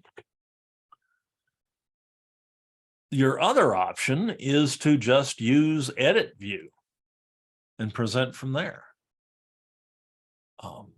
I saw someone earlier today who should know better doing that, but it's a very simple way of doing this. You get a smaller view of your slides, but you do have the slide navigator over here to help you move back and forth on the slides. You don't get your animations to work that way. They only work in slideshow mode. But you can present from edit mode in Zoom if you like. It's simple, it's comfortable, it's foolproof. Okay, David? Go ahead. I have a question. Go. Last week, I was using Canvas and there's a PowerPoint in it and no big deal. I was using it and going through, and when I had the slideshow up at the top, it showed which slide I was in / the total number of the whole show. Okay. Yeah, from within Canvas, right? You were using Canvas's PowerPoint viewer. I guess so. It was publisher provided. Oh, okay. But anyway, this week I go into the same program, but I'm in a different chapter, so it's a different PowerPoint, still provided by the publisher. And the screen I'm getting is this one with a big red or orange, whatever color ribbon across the top. And it so you're doesn't in edit say, mode in PowerPoint. I don't know if I was in edit mode or it just. If you were seeing something that looked like this, you were in. It wasn't really like this, but it wasn't like the other one, like last week's either. I don't know. I just have to look at those presentations to see what the publisher might have provided you with there and what the differences between them might be. Okay, if it keeps bugging me, I'll contact. Please let me know and I'll take a look at it. Because it was like, I didn't choose which version. It wasn't I didn't mean to do that. I know that. No, and I like to know how many slides there are in that presentation. Right. And the one I went through today, you couldn't tell. It wasn't until it said end of chapter that you found out, oh, I'm done. Okay. Well, when you pull it up in PowerPoint, of course, in edit mode, it does tell you down here in the lower left-hand corner how many slides there are and which one you're on. It wasn't edit mode, and I didn't have the obviously, yeah, it would have ones on the left. Okay, I'm not sure what's happening there. I'd be fascinated to see. I don't either. Okay. My week's been going. Well, yeah, you get new things showing up all the time, no doubt about it. Key dokey, let me pull that back up and start from the current slide. We've already talked about presenter view. Oh, no, I'm sorry. We already talked about sharing your Zoom screen, about subtitles, about annotation, and the other presentation tools. Presenter view is something that's available only in the locally installed app. So I'm going to jump over that right now and get to my last slide, so I don't accidentally run out of time here. I might come back and look at that here in a minute. But let's go. This is not a topic that's required by any means. You certainly don't have to record yourself presenting your PowerPoint presentation, but it's a really useful thing to do. You can, of course, take your PowerPoint files, your PPTX files, your presentations, and share those with your students in Canvas as slides. And you can put those, you can link those into a module. The students click on the link in the module and then pull up your PowerPoint presentation or your PowerPoint slides and view them. But typically, the majority of information that's delivered during a PowerPoint presentation is not delivered by the bullets and the images on the slides. It's delivered in your narration. And if you just post your PowerPoint files online, they don't get the benefit of your narration, which presents most of the information that's really going to be useful in that presentation. So it's really helpful if you're going to post your PowerPoint presentations for your students to view when you're not online live in a Zoom meeting with them, or when you're not live in the classroom with them. It's really helpful to record yourself narrating your PowerPoint presentation which creates a video, which includes your slides and your narration audibly. And then post that in a module so that the student, when the student clicks on a link to that, they get the full experience. They see your slides and they hear you talking about them. And the slide remains on the screen as long as you're talking about it. So that's a much, much more useful way to use PowerPoint in an online or web enhanced course where you use Canvas as a supplement and Zoom maybe as a supplement as well. One easy way to do that that involves little or no extra effort, if you record your Zoom class meetings, is to just take that recording of your Zoom class meeting, drop it into a video editor, and just cut out the part of the meeting where you present that PowerPoint slide deck, and then render that out as a video with just that much of the meeting in it. So the students don't have to go through all the entire class meeting in order to find your PowerPoint narration. That's something that's recently become so much easier and cheaper to do. Just recently, we had a seminar on Clipchamp, which is a free video editor that will handle Zoom recordings, full-length Zoom recordings, or Zoom recordings of any length, and allow you to cut out the piece you want to keep and make a separate video of that.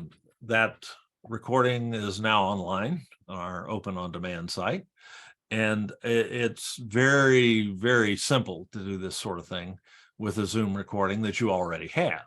So you don't then have to go through the Zoom or through the PowerPoint presentation another time. You give it live, then you cut it out and put it online with just the presentation, a video that contains just the presentation, and your students can watch it over and over again anytime they like. That's probably the lowest effort way of doing this. Another way is to start a Zoom meeting where you're the only one in the meeting. Works fine. You share your screen, and then you bring up your PowerPoint presentation and go into presentation mode or not, or do it from edit mode if you prefer, and run through your slides, narrating them as you would in a live class meeting, but with no interruptions or whatever going on. So you can get through them fairly quickly. And you can record that. You hit the record button in Zoom and record yourself doing that, and then have that recording. You can either send that to the Zoom cloud, or you can send it to your local computer and then manually put it online using YouTube or Canvas Studio. And then your students will have benefit of the full presentation and all the information therein, including your narration, which is far, far, far better than just putting your PowerPoint slide, your PowerPoint file online that just has the slides and the text and the images and so on in it. So those are perfectly good options. Or if you don't want to do it using Zoom, though Zoom works great, and something we're all familiar with Zoom anyway, but you can also use screencasting tools, external screencasting tools that don't involve Zoom meetings. The Canvas Studio screen recorder is a good option that everybody at the district, including your students, have access to. So you can open the Canvas Studio screen recorder, you access that through Canvas, sdccd.instructure.com, log into Canvas, go to the Canvas, go to your global access menu here on the left and select Studio from it.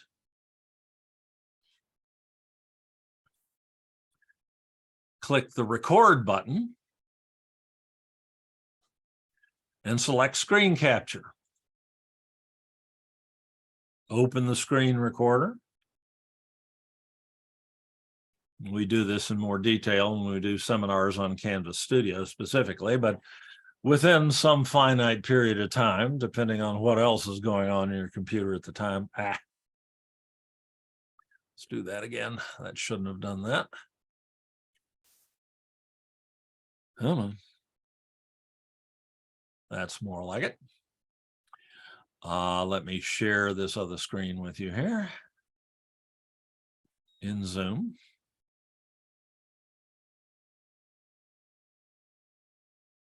Where'd Zoom go? No, I'm still presenting there. Oh, there it is. Okay. Sorry, they changed the Zoom icon recently. Lost it there for a second. I'll share this screen, my Zoom screen with you. There's the Canvas Studio screen recorder. You basically just make sure it's hearing you by looking for these little green bars here. Then you click record. Counts you down. Then you pull up PowerPoint.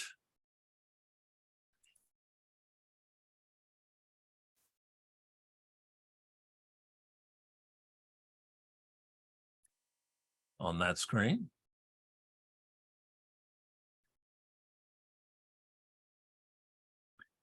And you go into presentation mode, slideshow, go from the beginning. I'm recording myself narrating my PowerPoint slides now. Yada, yada, yada, yada, yada, yada, yada, yada, yada, yada, yada. Bullet, bullet, bullet. Done. And then there's a little pause button down here in the lower left-hand corner. I stop that and say I'm done. Dave, would it have played that video that you had if you had clicked on that? It would have. And recorded Okay. the sound as well. I should have done that. Sorry. That's all right. Just curious. Good curiosity.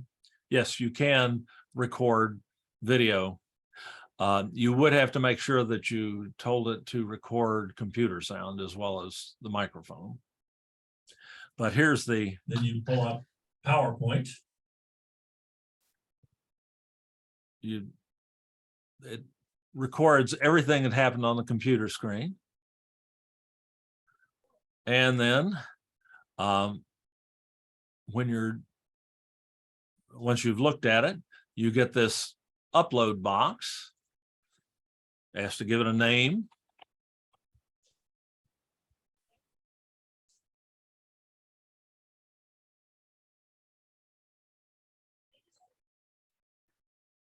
Call it Fred if you want to. You can add a more detailed description if you like. And then you just click upload. It uploads it to Canvas Studio, your Canvas Studio library. And then once it's in your library and it's processed, ready to go, you can share it with your students in the variety of ways that you have once the upload finishes. Continue. And in your Canvas Studio library, let me pull that up again. Here it is.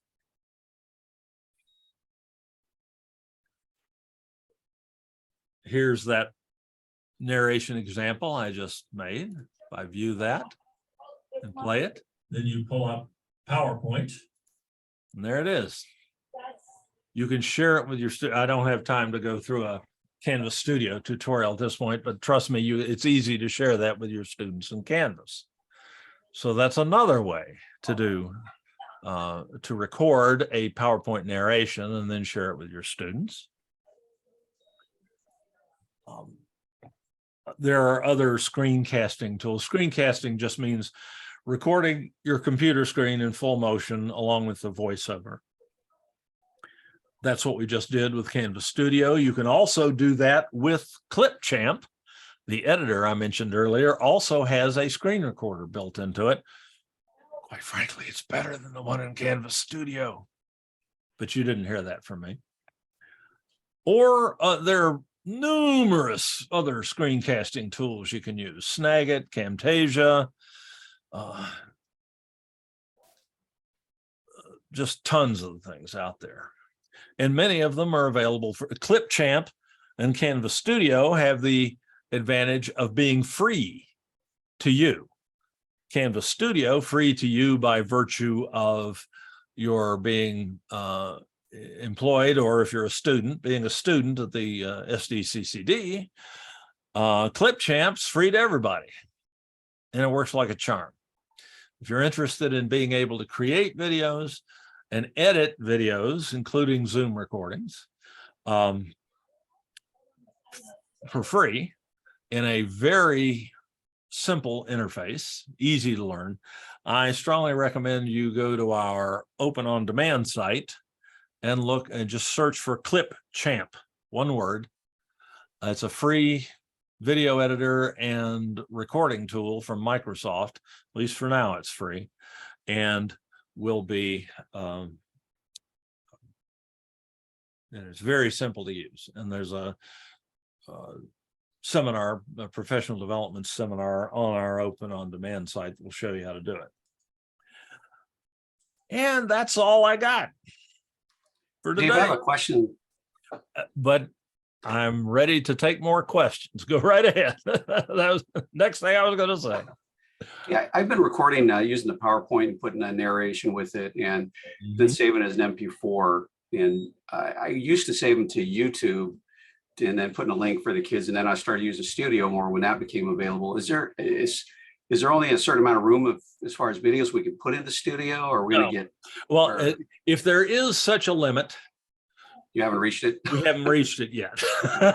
Maybe one day they'll tell us. Because I know YouTube takes a while sometimes to download that MP4 into it. And I just didn't know if there was a a better way to do it, or if that's kind of the right way right now. Well, if you have, it's a legitimate question of which is better to store your videos, Canvas Studio or YouTube. Canvas Studio, there's no advertisements ever, less distracting, it's academically oriented, it's controlled, it's provided by the district and so on. So it's a good, safe environment. YouTube gives you some other options. YouTube is fantastically powerful and compatible with any device you can imagine. Oh, Canvas Studio is good in that way too. I have gone back and forth between the two. Currently, I'm mainly like this recording I'm doing today, I will put on YouTube for one reason. YouTube allows me to create a clickable table of contents, right, for a video, so that if somebody wants to watch one of these recordings, they don't have to watch the entire thing to find or scrub through the entire video, which can be cumbersome, particularly if they're playing it from Canvas Studio. It can be cumbersome to find what you want in the video. Right. And YouTube allows me to do that. And at the present time, Canvas Studio does not. So for that one reason alone, I'm putting my stuff back on YouTube. So is it better to I've been saving it to MP4 and then downloading it them just to be able to watch it as a video versus leaving it in a PowerPoint presentation style for them to pull up. Benefit either way, or just? I'm sorry, I got lost somewhere in the middle of that question. Start that one again. That's my bad, not yours. No, I save it as a PowerPoint presentation, or I could just give them access to watch the presentation. It has a narration with it. Right. But I typically download and save it to an MP4, so it's more of a video style, because I figure it's easier to watch. Is it make a difference either way? Or I agree. That's what I do exclusively. Okay. What we're talking about here is it is possible to record PowerPoint narration from inside PowerPoint. And it just, to me, it just doesn't work as well, particularly linking it, providing the students access to it and so on. You get a smoother presentation and so on. And besides being an old video guy, it just seems more natural to me to do it that way, to record the presentation in something other than PowerPoint, like Zoom, Canvas Studio, Clipchamp, or Snagit, and then just put it online on YouTube or Canvas Studio or Vimeo or whatever other hosting service you might have access to. And that's what I do exclusively. So thanks, that helps.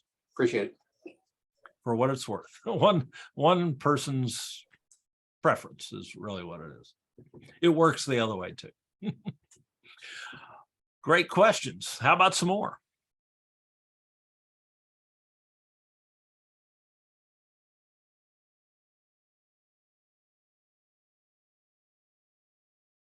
Oh, we've worked our way up to, what, 9 people here who are still here. haven't experienced death by PowerPoint yet. I trust either that or they're online sitting staring sightlessly at a PowerPoint screen. Let's hope that's not it. Hi, Dave. This is Lena. Hey, Lena.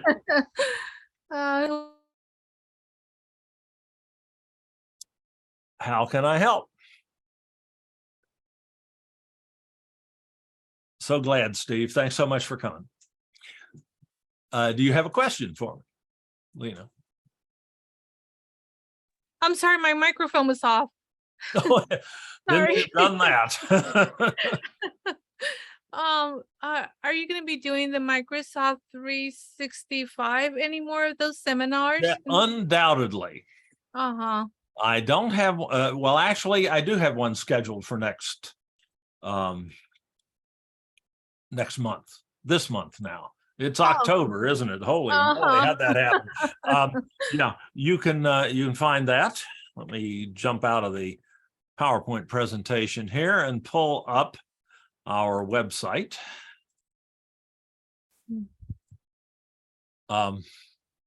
at sdccd.edu/online is the Online Learning Pathways website. You can find that linked from various places, but that's the easiest way to get to it. If you go to the faculty section of the website and just scroll down to the bottom of the faculty page, there's a calendar. Oh, okay. Which is dynamic. This Mhm. is, I'm scheduled out through October. If you go to November, there'll be nothing there because I haven't figured it out yet.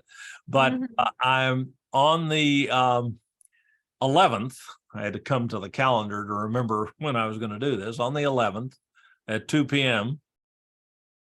There's getting the most out of your Microsoft OneDrive. And OneDrive is the core, the Office 365 system. If you understand OneDrive, everything else is just the usual stuff that you've done before: Word, Excel, Word, Excel, and PowerPoint, and the other apps that we have access to.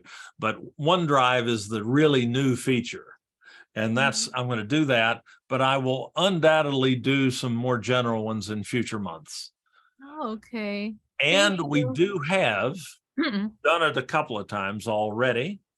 If we go to sdccdolvid.org, our open on-demand site, and go to the workshop archives, which is where this recording will appear sometime in the near future. Go there. The most recent one up there is Enhancing Instruction with Office 365 in Canvas. That was one of these seminars recorded in its entirety, which you can go through. I don't know if I've put a table of contents on that one yet or not. Yes, I have. So this is what I was talking about with Steve. This is why I put this on you. I provide access to it through Open on Demand, but the video actually lives on YouTube. And you've got this. So if you want to just know about sharing documents in Office 365, if that's your just everything basically. Yeah. There's If so you many click on things. that will take you to that point in the presentation. Wonderful thing about So you don't have to go through everything else up to that point to get to that. So anyway, that's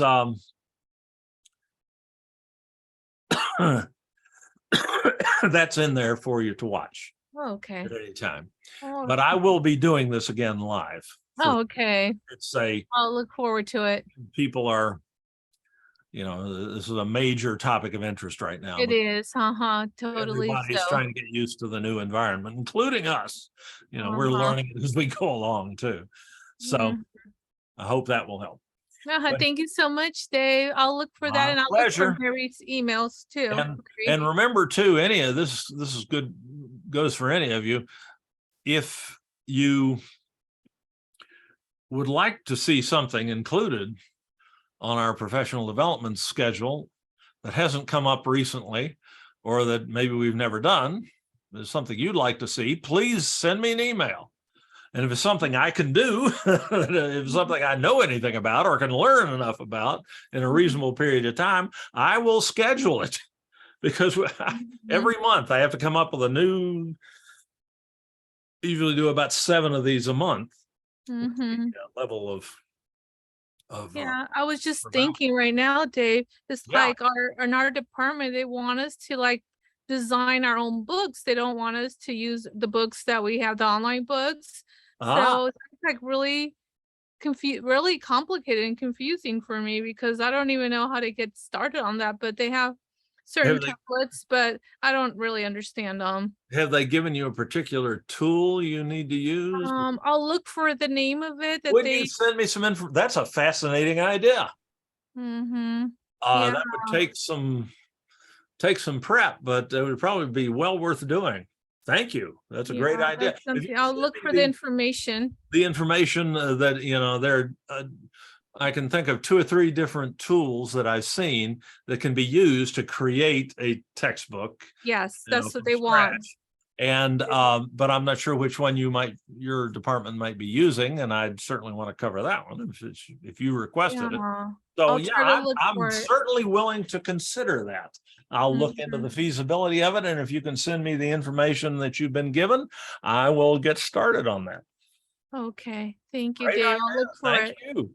Anybody else have an idea that they'd like to see us of something they'd like to see us cover? Always looking for new ideas.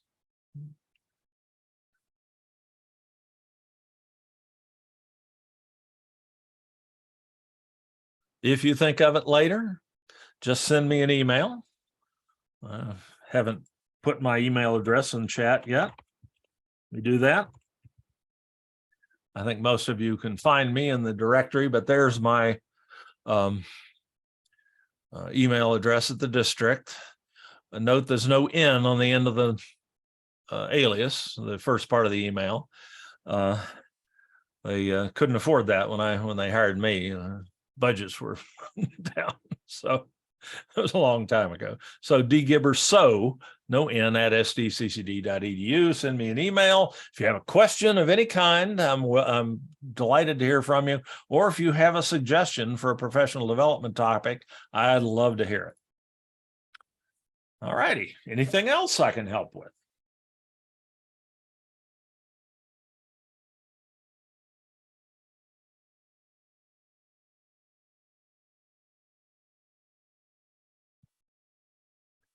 Have I bored you into silence? Always a danger with PowerPoint. Well, thank you very much. I picked My up pleasure. a number of things. I've been using PowerPoint on and off.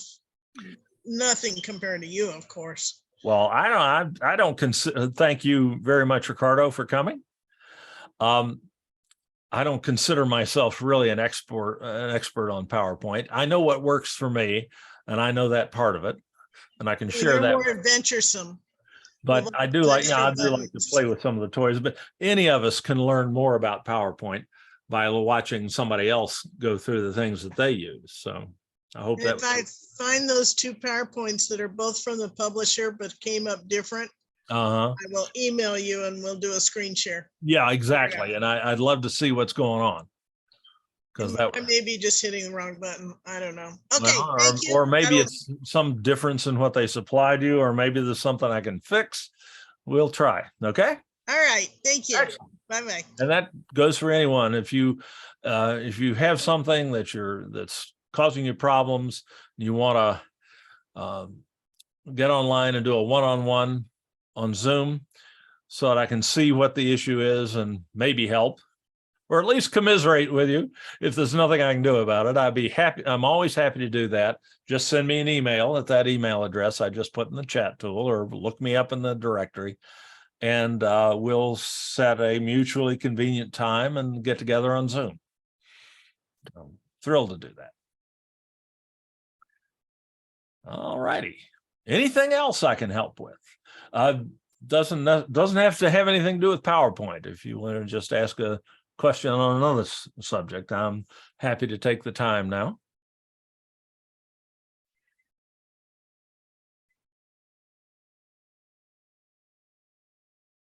More than happy to stay online for a minute. I think my wife has some work for me if I end too soon. So I'm more than I'd rather talk to you all. Yes, go ahead.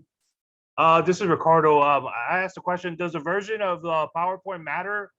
You were doing the picture and then added a link. I was kind of following along what you were doing. I was able to do it. Great. Yeah, so I got a PowerPoint 2019. No, Does it matter? It doesn't really matter.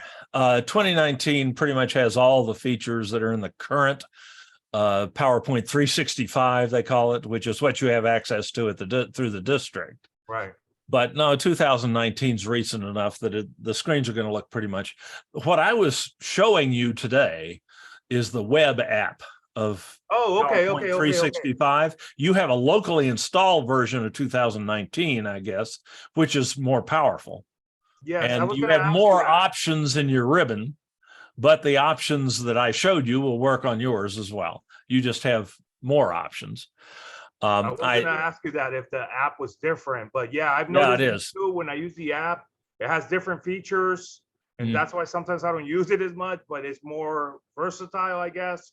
This is more powerful, yeah. Oh, I use it You on can my do things.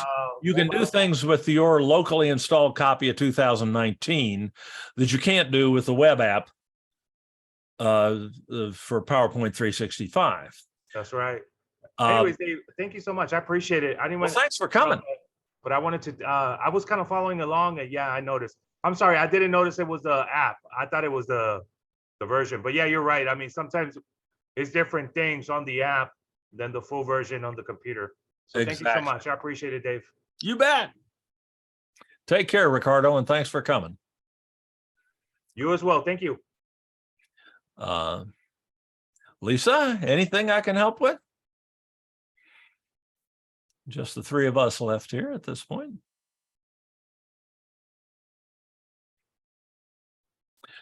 Thank you, Dave. I'm gonna Take care, Ricardo. Always a pleasure. I learned a lot from you. Thank you so much. Oh, thank you. We had the guys over here too, but they were back there. We don't have the camera on. You know, we're turning it's all right. we got a lot of activity going on and stuff like that. That's cool. But yeah, but I want to let you know that we had a couple guys back here with the camera off, and you know, but they were watching you. So I just want to let you know. Oh, thank you. They say hi. That was Edgar. He said gracias, Dave. He was on here, and there were a couple other guys. They were watching with him. Well, anyways, I just wanted to let you know. But thank you so much. Share that link to on demand with them. They can view the recordings later and so on too. That's a perfectly public website. So, all right, take care, Ricardo. Thanks very much for sharing that. Okay. Lisa, if there's nothing else I can help with, I'll wish you a pleasant evening. And as always, send me an email if there's anything I can do to help. Take care.